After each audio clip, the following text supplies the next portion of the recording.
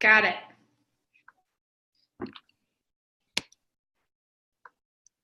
Okay. Hey, everyone. Welcome to the last webinar of the day. We're doing From Enraged to Engaged, using community circles to restore and empower students. We came up with this off of an idea that a lot of our students are bringing some pretty heavy outside baggage, if you will, into school. We all know that we want to create safe spaces for our kids and our students at school. So community circles, we wanted to establish that safe place so that they have an area that they can discuss, you know, whatever's going on that they're harboring and bringing into school. So we have a few housekeeping things. If you can go ahead and make sure your mic is muted at the top, please and thank you. We're going to go ahead and introduce everyone that will be with us today. I'm Ashley. I am a 5th grade math teacher at Baltimore Collegiate School for Boys, an all-boys school in Baltimore City, Maryland. And I'm very excited to be sharing with you guys about community circles, because a lot of my kids, they bring a lot of heavy stuff, heavy and difficult topics with them to school. So I'm excited to share with you guys kind of what we've been working with. Hi, I'm Katie. I have been in Howard County for 4 years, and I teach 1st and 2nd special ed this year. I am really interested in sharing community circles with you and how to adapt them for learners with differing needs. Hi, I'm Steven. I teach 6th grade social studies at Bonnie Branch Middle School in Ellicott City. I just started using circles this past spring, and I immediately fell in love with them and really enjoy using them in my class. And I'm Tori, and I've been teaching at Guilford for the past 4 years in 4th grade. This year I'll be moved to 3rd grade, which is exciting. 3 years ago, they made it mandatory to do circles, and I wasn't on board with it until last year. And like Stephen, I've fallen in love with it ever since. Awesome. Thanks, guys. So just a quick agenda, what we're going to be doing today. We're going to go over, we're going to ask you guys, what do you know about community circles? Have you used them before? What do they look like in your classrooms, if you have? From about 5:50 to 6:05, we're going to get into the meat of community circles. How would you adapt them for your classroom? We're going to take a look at a video, and we're going to be doing some dissecting, some do's and don'ts of community circles, if you will. We're going to have a quick breakout session, and then we're going to wrap it up. So by the end of this session today, you'll be able to understand effective communication as it's used in community circles and how it supports classroom discipline and community building.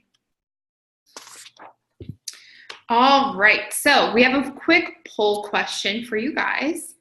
I'm gonna launch it. There's 3 questions there for you. Go ahead and just click whichever answer is applicable to you. If you have not done community circles before, that's okay. Just hit not applicable.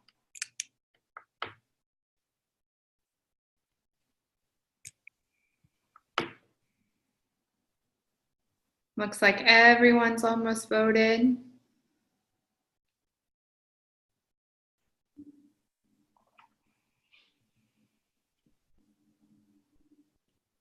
Okay, so it's starting to look like not a lot of people have implemented or ever used a community circle in their classroom.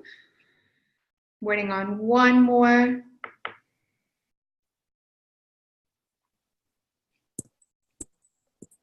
Okay. Show you guys what that came up to be. So again, not a lot of people have used them yet in their classroom. Did you find it purposeful? Again, some of them not applicable, yes. No, didn't have any, so that's good for us so far. And then last but not least, if so, how often have you used them before? One person put once, few times a week, every week. Good. Cool. So that's a good starting point. Thanks, guys. And now I'm going to, we're going to do a quick whiteboard activity. And just to recap, If you guys are unfamiliar with how to access the annotation, if you go to the top part of the whiteboard bar where you normally see the share screen access, if you hit the drop-down box and you hit annotate, a nice little box will pop up. You can hit text, you can draw, erase if you need to. But go ahead and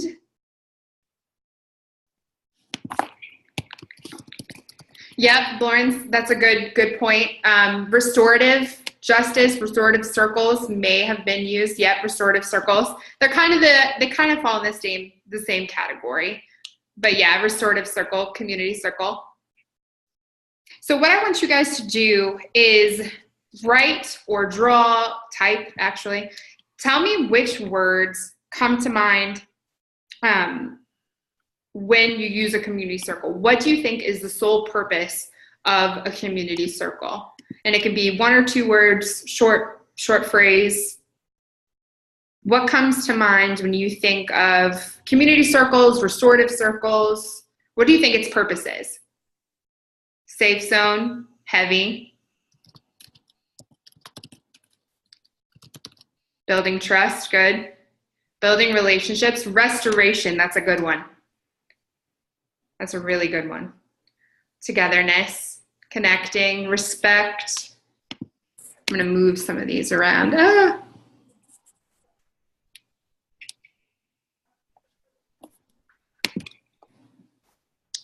Building, maintaining, respect, voice, equity. Equity is a good one too.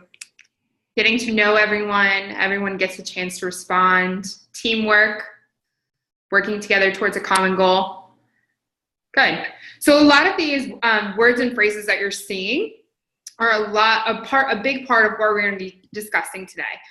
Restoration, being able to, if there's an issue that's going on in your classroom, just being able to bring your students back kind of into that calm space. And we're going to also talk about how, community circles don't always have to be best for restorative practices. We can actually use them kind of as team building activities and just allowing your students to have, any safe place where they can have any kinds of conversation. Cool. Thanks, guys. So I'm going to turn it over to Tori, and she is going to be getting into the meat of community circles and how and what they should look like in your classroom. All right, so what I want you to go ahead and do is take a minute to read the following quote. And while you're reading it, I want you to think about words that jump out to you and catch your attention for what a community circle is all about, and go ahead and write it in the side chat bar.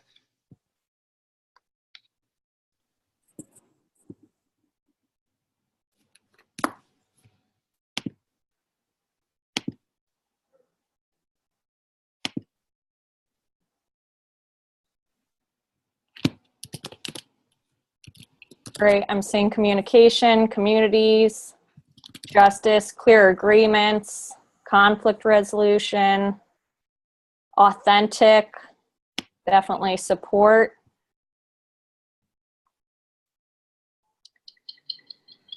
Dialogue, safe environment, that's awesome. Absolutely. All right, thank you. We're going to move on. So the importance of community circles, the biggest part is that we're teaching students literally how to play the game of life. They have all of these emotions. They don't know how to channel the different emotions into different outlets. And the biggest thing that they're going to take away is learning how to communicate and participate in dialogue effectively and how to use their voice. They'll also value and use positive ways to build and maintain a peaceful classroom community. Somebody put in the last section, having that supportive connection, and then also learning who's identified by the misbehaviors and how it doesn't just affect them, but it affects a lot of other people as well. There are 3 different elements to a community circle. When it comes, before you can even implement a community circle, you as the teacher need to dedicate time and set that time aside. And I know right now you're saying there's no time in the day. We have so many different things to do. And I'm telling you, in the end, if you do this, it's going to really build a strong classroom community. Whether you do it every day, once a week, once every other week. Just try and find a time where you can dedicate it to that. The next thing you want to do is create a safe, comfortable environment. I gather my students on the floor in a circle, and I actually turn off the lights just to create a safer place where they feel respected. Before a community circle can even begin, you want to explain to the students what you hope they'll achieve by the end of the school year, how you want them to communicate effectively. And when you present that to them, you want to give them the opportunity to give different rules and procedures that they want to follow during a community circle. So what happens if someone's being disrespectful? How do you ensure that you're paying attention and listening? So as the teacher, you should be charting these responses, and then afterwards post it somewhere in the room so they can refer back to it. The final thing that you need is you need a talking piece that signals who has the floor and that everyone else needs to be respectful and listen to the person who's talking, whether it's a stuffed animal, a book, a microphone, whatever you think would work. During a community circle, you don't just want to jump in with a question. You need to begin with some type of introduction, whether you're reading a picture book, whether you share your favorite quote from a passage of a story you're reading. Maybe you share a personal story about your life when you were in middle and high school. Maybe you show a video clip. You need to start with something that will lead into the question that you want to focus on for that day. Once you pose that question, you want to give students think time. Meaningful conversation isn't going to come just like that. Give them a minute or two to gather their thoughts and think about what they want to share when it comes time for them to have the talking piece. When it comes to passing around the talking piece, if a child doesn't want to share, all they simply need to do is either say pass, or they can just pass the talking piece quietly. Once the talking piece makes one full loop around the circle, as the teacher, you want to give the students a second chance or a follow-up, whether it's another student giving more information, or maybe there was a shy student who wasn't ready to share and now they're ready to share. Make sure they have that opportunity to contribute to the discussion you're having. And then finally, doing some sort of closing, whether you reflect on what was said. Something that I do since I teach 4th grade is we count around the circle by putting our hands in. And once everybody's hands is in the middle, we chant family, 4th, life, just to show that at the end of the day, we're going to encounter a lot of different things, but we'll come together as one and overcome it. After the circle has happened, if appropriate, it depends on the conversation you're having, and you'll see in the next slide why. But if it's appropriate, you do want to integrate the different discussions into lessons. You want to monitor student interactions. And then also I do something where it's a comment drop box where students can write topics that they want to talk about in the future, or if they didn't share because they weren't comfortable yet, they'll write me a note about what they had to say. So just make sure that you're not just doing this circle, but you're following up with something afterwards. So there's 4 different types of circles, and hopefully the last one you're not going to see a lot. The first one is getting to know you, and that's very basic. It's just quick questions to learn a little bit of information about the friends who are in your class. So if you could meet any celebrity, who would it be and why? How would you spend your money if you won the lottery? And then tell me your favorite memory from summer break. Another topic is curriculum, and this really benefits the teacher. It allows you to see what concepts your students are grasping and where you can go next with the lesson. So something I've done is, what are your thoughts on fractions? And boy, oh boy, they will be honest with that. Who is a character in the book you relate to the most and why? And then if we had no money, what goods and services would you try to barter with?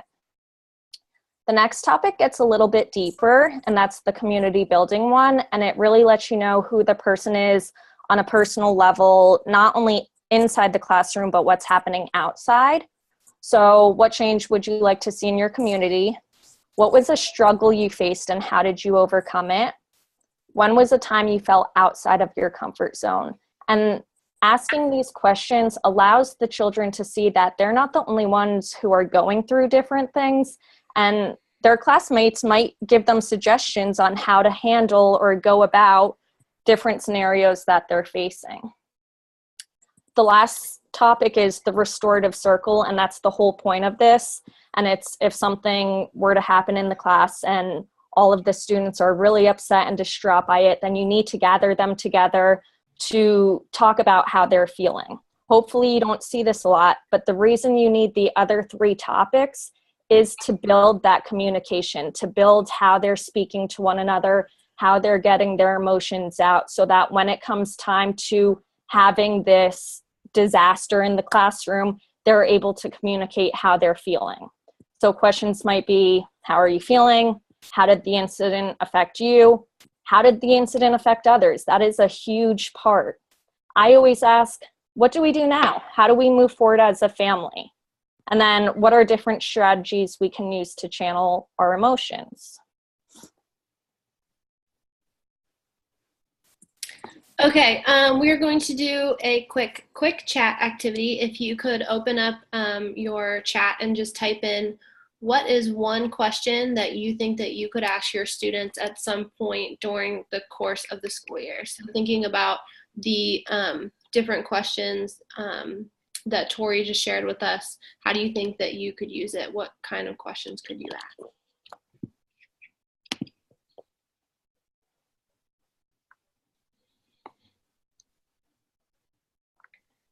What's a struggle you've had in math? What's been the biggest success? Ooh, Grace. yes.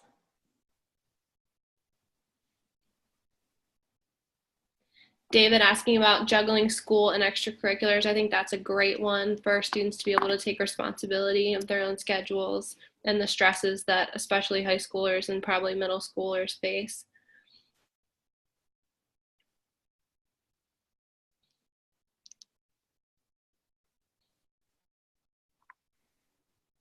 I'm seeing a lot of great questions. Yep.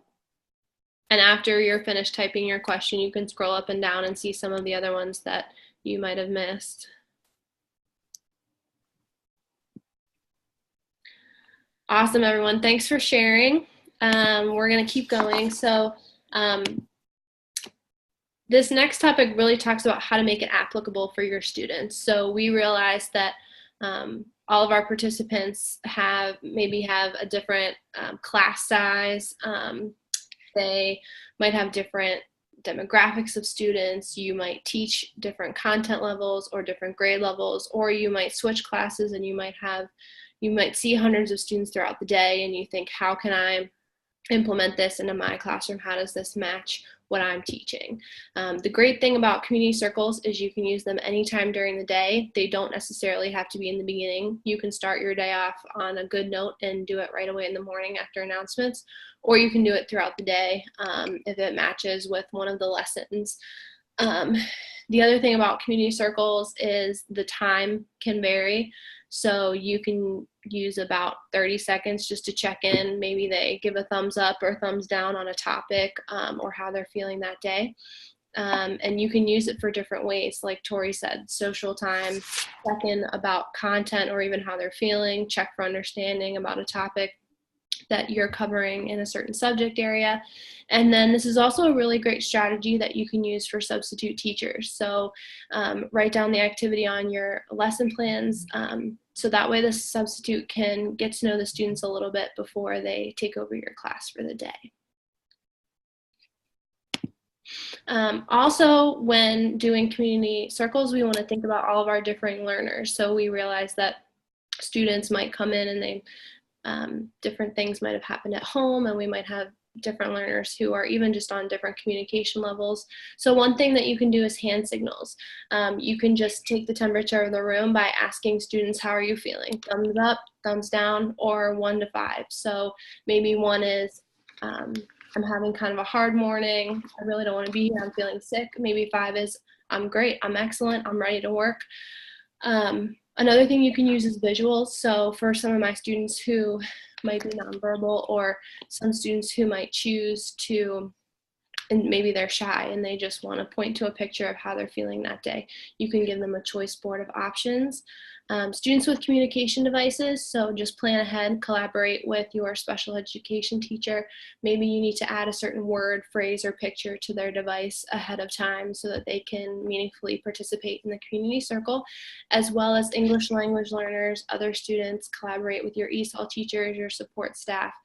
Use any accommodations, modifications that students might have on their plans, or even that you just know in general. You're going to know your students the best because you teach them, and so anything that you know that you can do to help them out.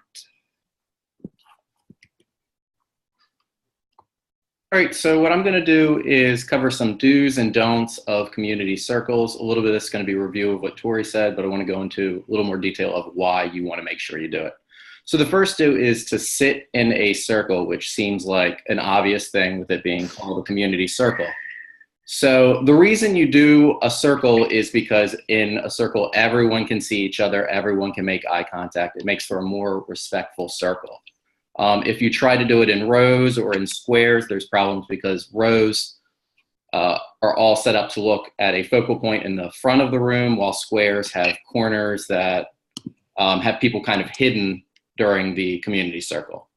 The second one for do's, begin with the introduction or a review of the guidelines and expectations. Just like you would with any activity, it's important to set the tone. Some common guidelines people use for these circles is keeping things confidential. So after a circle, you don't run out and tell everyone else in the school what someone said.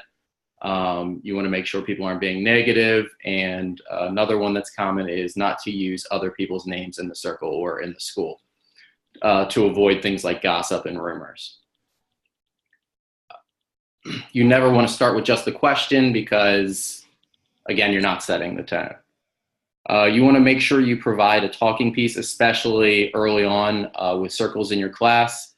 It creates a structure for the communication. And if you ever decide to take it away, make sure you make a point of it so that people understand it's not in play, and then make a point when it comes back in so that they can keep that same structure. You want to make sure you use relevant, open-minded, high-quality prompts because that's what fuels the community circle, so that people have things to say, people can bring new ideas to the discussion. Simple yes or no questions or questions that guide people to a specific answer really don't allow people to share their experiences, their opinions on things. Always end with closure because it will be a great opportunity for you to give the students time to reflect, and you can give them feedback on the discussion itself. Early on, kids are very nervous about kind of letting themselves out there, feeling exposed. So any feedback you give them will go a long way. So make sure that there is reflection for them. You want to make sure you are consistent with your circles. You don't want to try one and then say, well, I don't know if I like that, and then try it 3 or 4 months down the road. Much like we're learning right now in our book for the class, you want to kind of keep it sustainable and keep things going so that people can build off of these experiences and what they're learning. And finally, there are a variety of circles. If the first time you do a circle, it doesn't work out well, it could be the type of circle you chose. There are fishbowl circles, which has an inner and outer circle similar to a Socratic seminar where only the inner circle speaks, and then later on the outer circle can participate. And there's popcorn circles, which is just like popcorn reading. So while some kids will get very comfortable doing the same one, some kids will get very bored, and some kids might only like a particular variation of the circle. All right, now that I went through all the do's and don'ts that I kind of learned through my experiences, I want us to take a short look at a video clip. And while the video clip is playing, I want you to think about the do's and don'ts. And in the chat, go ahead and type in anything that you see that they're doing right or you think they're doing wrong, or any other questions you might have about it. So welcome everyone. Before we start today's circle, I'd like you to remind me again about the expectations that we have during circle time. Kayla, what's said in the circle stays in the circle. Why is that important? Because I don't want people to know what I tell everyone here because I trust them. I don't want everyone to know it out there. Thank you. Samantha, Don't speak for the speaking why is that? because it's rude and it interrupts the person who's talking. Thank you. Caitlin, Only talk when you have the lobster because the lobster is the speaking tool for us. thank you. Melissa, No devaluing people. can you explain that? It's like if someone comes up to someone and says, "Oh, look, I did this really cool drawing yesterday," and they're like, "Oh, well, I can do better than that." You should have seen us trying to do circle in the beginning of the year. It was very hard for us to do. I used to not feel it impact me that much. All I used to do was get nervous when I started speaking. Circles get you to connect with others, even if you're not exactly friends with them. Try to focus on positive things in the circle. I used to be really shy, but with the help of circles, I'm not as shy as I was in the beginning of the year. I guess it's a good thing because you get to be heard and people think of you in a different way because you're heard. They give me support when I need it. If I'm really sad, the circle offers me a support buddy for the day. Many people in the class care and support me if I'm really sad. Everybody tries very hard to make me feel better. I think that for some people, the circles are a place where they can be themselves in a safe environment. When people come and aren't feeling well, I can notice their friends trying to cheer them up and make them feel better. If you come to school and you are being mean to everyone because things at home are going very bad for you, then the circle gives you a chance to say what is going on in your life and how you are feeling. I have lots of confidence that our class is going to get better on telling the truth and more trust. I enjoy having our circles and I really want something like this in CMS. The class circle is where we learn about the plan of the day. Circles were really helpful for me when I first came to Central. I was really shy since I was new, but in Circle, I got to know people better and tell people more about me. Circle also helped me to trust this class more quicker. For me, if there had been no Circle, it would have been really hard to settle in my new class. We have smaller circles too. The smaller circles are to deal with problems. Only people that know a lot about the problem are included in these circles. You can get support if you need it. Once something really sad happened, and me and Whitney went in the hall and talked about it. After I talked to Whitney, my idea was pretty good. Your support buddy will help you get through the day. Appreciation circles help people know how other kids know how other people feel about each other. Like when it was my circle, I felt better by the end because I knew how other people felt about me. Tony, I appreciate you because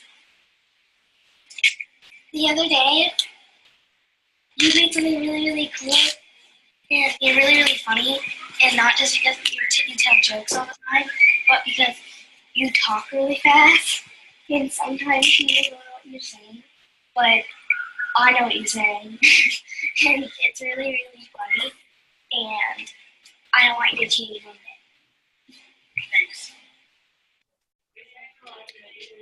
Everyone now has a voice. Everyone. Everyone has a voice. That is the number one thing. My friends didn't even talk in the circle, but now they check in almost every day. All right, so looking at the chat, it looks like you guys spotted every do and don't that I had written down for my list, as far as review of expectations, using a talking piece, doing it routines, I say here, safe environment, variety of circles that they talk about a little bit. Yeah, so that video was a really good thing, and someone actually noticed one of the don'ts. There's like a student that looks like they're kind of giggling at other students while they're talking, which would be kind of a negative thing depending on what they're laughing about. All right, so we have going over what the circle is, we've kind of looked at a circle in practice, and what we're going to do next is a breakout session where we're going to have just a few minutes to practice our own circle. So you should have a presenter in each one of your groups. I'm going to go over the expectations so you can get right into it. Let's stick with confidentiality. Anything that seems like private information shouldn't be shared with anyone else. Please be positive with others, and please don't use other people's names. All right, so in just a moment, you'll be getting your invite to a breakout session.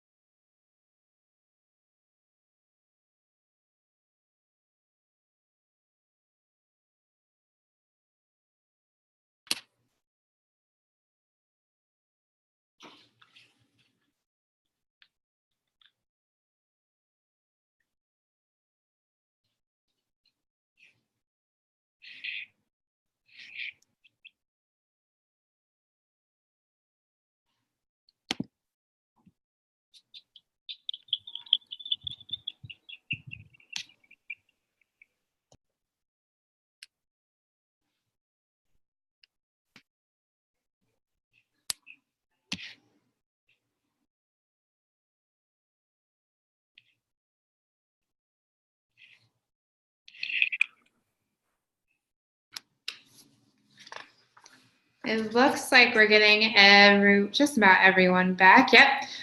So real quick, I know Tori's group wanted to quickly share out a couple of the things they came up with. Like, what does restorative circles or community circles look like in their classroom? So our group had a lot of great thoughts, and what I heard from everyone was just how the schools are trying to implement it, but they're not doing it effectively, and they want to see the community building that comes from it.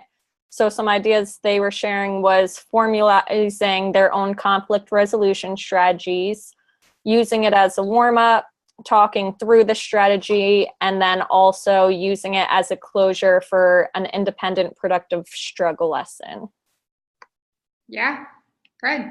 I know Trey brought up in our group just kind of wanting a little bit more information about how to use community circles with tying it into the curriculum. And I just kind of talked about, like he teaches high school chemistry. And I was like, chemistry, that's way far away from me. But like, especially for my kids, we kind of talked about how, I've had to have a come to Jesus almost with them, because going through multiplying, dividing, adding and subtracting fractions and decimals and everything, it can be very anxiety provoking for them, especially, with them being 2-3 grade levels behind in math or any other subject. So I think finding a way to kind of take community circles to where they're not necessarily have to be restorative all the time, kind of making it positive and making sure that, the kids know that there's different ways to go about it and figuring it out. So we wanted to wrap up real quick with you guys. Thank you so much to everyone for joining us today. We have a couple things before we go. Sorry, I'm trying to minimize myself over here. In the chat, if you guys will, real quick, we have a door prize for you guys, just a kind of thank you for being with us today. We're giving away a book called The Little Book of Circle Processes, a New Old Approach to Peacemaking. It's all about, community circles and restorative circles in the classroom. So if you're interested in being put in for that, go ahead and raise your hand in the chat, and we will get a screenshot of that and definitely enter you in for it. Second, I'm going to have our survey link down here at the bottom in the chat as well. If you guys don't mind, it'll take you less than 3 minutes to get that done for us. But again, thank you guys for everything. Hopefully we've given you some good information on different types of restorative circles to implement and best fit your needs in your classroom and to adapt them to fit the needs of your classroom and your students. So thanks, guys. Have a good night. That was great, everyone. 2 things to note. Make sure that you take the 2 evaluation surveys for these 2 webinar teams. I know many of them are anxious to complete their final write-up, so it would be good if they could get some results quickly, and they're very short surveys. They'll only take you a couple of minutes.